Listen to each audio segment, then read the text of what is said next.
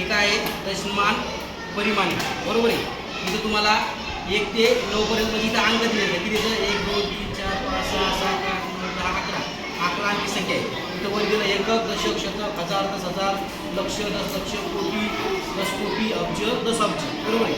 आता एवढं नाही घ्यायचं आपल्याला किती अंकी घ्यायची 4च अंक घ्यायची, म्हणजे आपल्याला इथलं 5 अंकी संख्या घ्यायची. आता ह्या संख्या आपल्याला खालीवरी करण्यासाठी इथं तुम्हाला बटन दिलं. आपल्याला किती अंकी घ्यायच्या 5 अंकी संख्या घ्यायच्या फक्त 1 2 3 4 5 एवढेच अंक खालीवरी करणार आपण, बरोबर आहे.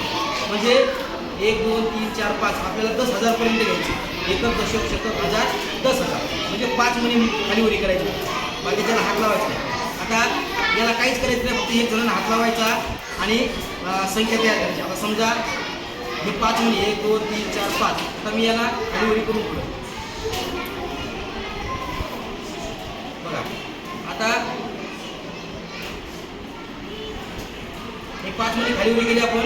इथं बघा संख्या कोणत्या इथं 8 आले, इथं 7 8 5 9. मग आता या 5 अंकी संख्या काय झाली तर ती आपल्या वहीवर लिहून घ्यायची.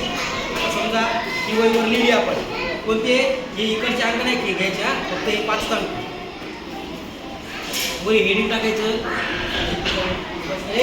बाकी सर्व बसा, मला असं बरोबर बोलायचं काम नका करू. इथं याचं दशमान परिमाणी, बरोबर आहे. आता पहिली संख्या तयार झाली आपली. हे 5 अंक फक्त 1 2 3 4 5. पहिला अंक कोणता तयार झाला 8 7 8 5 9. आता ही संख्या काय तयार झाली मग एकक, दशक, शतक, हजार, 1000 म्हणजे 87,859. काय तयार झाली 87,859. अशा संख्या तयार करायच्या. आलं लक्षात, बरोबर आहे. सगळ्यांचं लक्षात आलं. म्हणजे आणि एक जणांनाच हात लावायचा याला. संख्या तयार सगळ्यांनी लिहिली ती डबल काय करायचं मागं पुढं हलवायची. एका रांगेमध्ये 9 अंक येतं बघा. आता हे 9 आहे ना, 9च्या खाली 8 7 6 5